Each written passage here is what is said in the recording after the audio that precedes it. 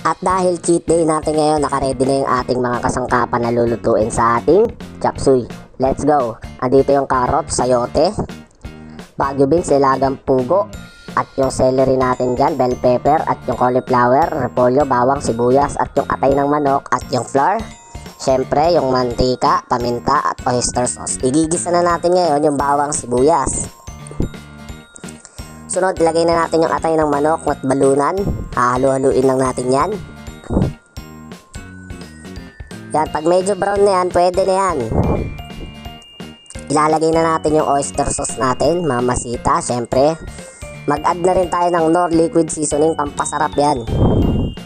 Ayan, yung paminta, sunod na natin yan. At yung carrots, cauliflower, repolyo, at yung ating flour, pampalapot ng sabaw.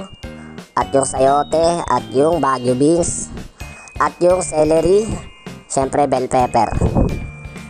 Papakuluan natin yan ng konti lang para medyo crunchy yung gulay. Ayoko na masyadong luto eh. Ayan, nakita nyo naman oh. Isang kulo pa at ilalagay na natin yung itlog pugo. Ayan. Huhusga na natin ngayon kung pwede na mag-asawa. Ayan, pwede na nga at napakasarap. So, sandok na tayo ng kanin. Ayan oh. Grabe, mapapalaban tayo nito. Iyan. Nako po. Sira ang diet. Let's go. Kain na na.